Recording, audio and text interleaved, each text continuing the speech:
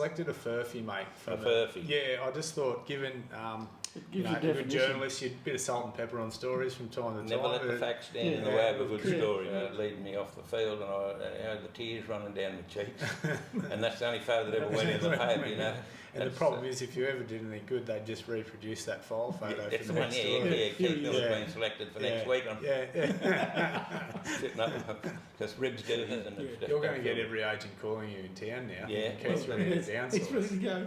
Well, that's probably not bad. The number is. We actually had you on our list from an early stage. That's thought, it. that's a furphy again, yeah. Listen, I don't care, long as I get more likes than Harry and Meghan. Anyway, Beers and Banter, last episode for 2022, we thought we'd steer away from our business identities of recent times and catch up with a bit of a local legend, Keith Millen.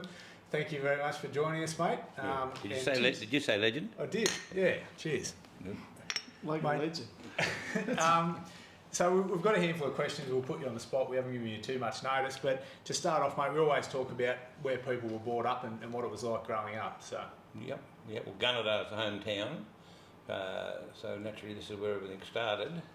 I went to school here, left straight after school, and went to Sydney for about Sydney back and Sydney again.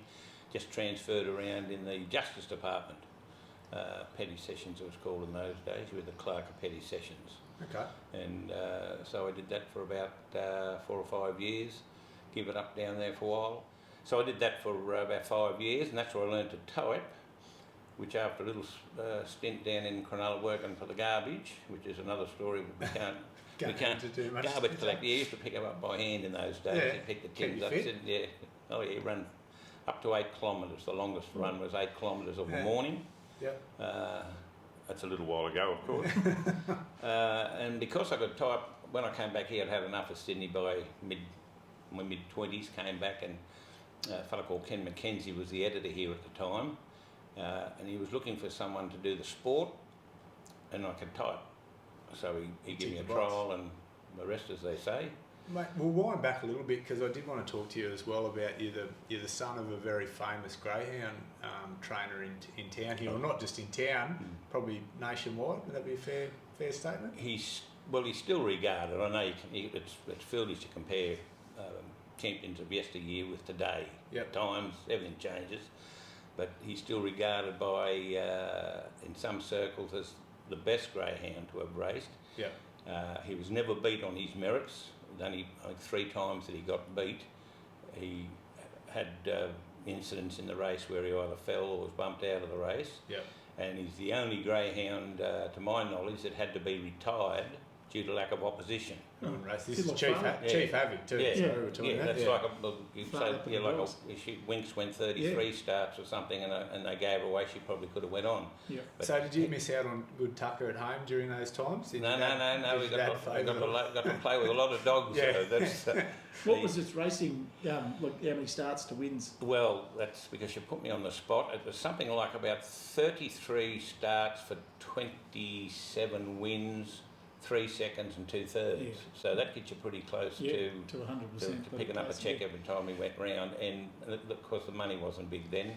$1 million chase would have been handy. Would have been a couple of whether it's the Easter egg or something like that. You win a couple of those, but it wasn't real big. He was offered £5,000, which was fair money back in the 40s, to take him to England. But the proviso was that if he raced over there, he had to sell him to the English people that paid for him to come over, and he didn't want to do that. Yeah. Mate, I will just quickly touch on also the Railway Hotel sponsoring us again, and I selected a furphy, mate. Furphy. Yeah, I just thought, given a good journalist, you'd bit of salt and pepper on stories from time to time. Never let the facts stand in the way of a good story, mate. Let the truth get in the way of a good story. So I thought that was appropriate. So thank you to Josh there from there, and we'll lead into a bit about the paper, mate. Obviously, you've touched on it already. And I'd imagine there'd be some characters over the years that have worked there. I know a handful of them, so you'd no doubt have some good times. It was the best workplace. Yeah, it was the best workplace. John Longmuir, he died 3 years after I started working there. He dropped dead in 1979, poor old JL. And Brian Gregson then took over, and he was a senior partner in it with John Longmuir's 2 daughters and wife. So Brian, he ran it until 2000, when we bought it from him, and going back to Ken McKenzie, Yep. who'd been away, been overseas. He came back in the 90s, and he was always keen to buy it, but Brian wouldn't sell. Mm-hmm. But by 2000, Brian was thinking, well, it's time to wind back.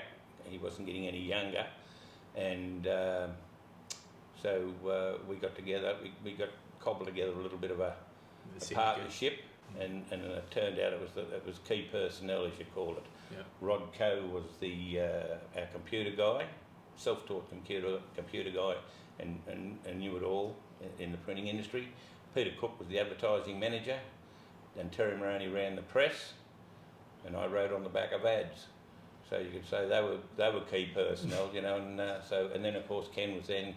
The fortunate part about Ken was you had to have someone with money, and Ken had the money. You know, I used to say my share of the paper was the paper clips and the staples. Well, of course, when the technological age came in and everything's computerised, I don't know what you'd equate your share to after that. But it just worked. It was a sort of perfect setup for the 10 years that we had it. And you would have seen a big change, I suppose. Now we look at that medium, I suppose. Oh, look, it was always coming. Yeah. It was always coming. We were very, very fortunate for many of those years.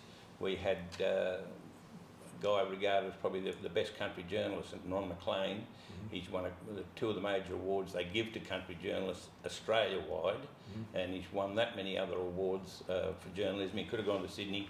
He could write on authority on most sports. You know, like he loves tennis, golf, cricket, rugby league. You wouldn't get him to write on baseball or soccer, but he covered them pretty well, and you could write with authority on any other subject, politics, anything at all. So he was the fifth wheel sort of thing that was the key to the success. Yeah. Keith, do you have a favourite story that you've covered over the years, or stories? Oh, not or particular. I can't. Just trying to think. As I said, when I was just working on the paper itself, I was doing the sport. I found it was funny. I played rugby league, and most of that was reserve grade. That's because I didn't have a 3rd grade. And you play your game in reserve grade, then I go and grab the camera, and you might be on the bench most of the times to go on in 1st grade. So you're sitting there taking photos, running up and down the sideline. Next minute's Miller put the camera down and you go on. Yeah. So what position did you play? Well, you worked your way from the back to the front. I think it's like most of those sports. The slower you get, I got to the 2nd row at the finish, and I used to be a halfback. That's not it. Yeah, so was I. I was underweight halfback at school, but as soon as I got to the stage where you're getting run down by 2nd rowers, you knew it was time to move in, give it all away.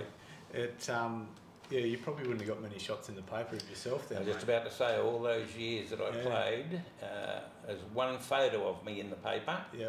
And that's back when I first came back from Sydney, and Ken McKenzie took the photo. We were playing at Werris Creek, and I broke 3 ribs, and the late Vern Bartlett, he was leading me off the field, and I had the tears running down my cheeks. And that's the only photo that ever went in the paper, you know. And the problem is, if you ever did anything good, they'd just reproduce that file photo for the next story. Keith Miller's been selected for next week. I'm sitting up because ribs do hurt. Yes. Mate, we thought we'd ask you a question. We've got people moving to town and different things, and you've got a strong connection to the town. How would you sell Gunnedah for people that are looking to relocate here? What are the positives? Well, mainly the positives, hopefully. Yeah, well, of course, I think, and you're aware of it too, is that there's that element that are anti-coal. You've got to get by that, and I think you're doing pretty well getting by it. The town's getting by it pretty well. Love it or hate it, we need coal, and you're going to need coal for a long time to come. But the coal's got to be there, so that's your selling point. The thing is, you don't have to sell it to these young workers who can come here and earn a nice living.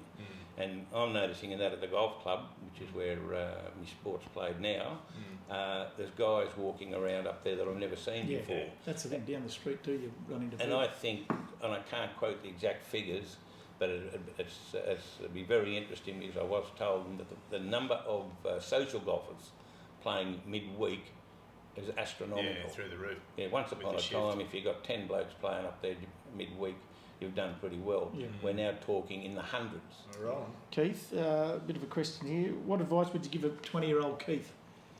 20-year-old Keith. Take a photo of yourself and keep it close at all times. Yeah. We've sort of touched on it, but we're asking you how you're finding retirement now. You're out of the do you miss, I suppose, the buzz of the paper and that sort of thing? You don't know what's going on Yep. like you used to, because you had we've got the paper. Well, you knew what was in the paper before the everyone paper else. come out. Yeah. I don't buy What about it. the hairdressers? They might have known before you. Don't they? Sorry? The hairdressers. Hairdressers would know, yeah. Yeah. Well, Roslyn should know. And the chemist, yeah. Yes, you just don't, and you do lose touch with what's going on. You find that it's not as it's not as concentrated because you're not there.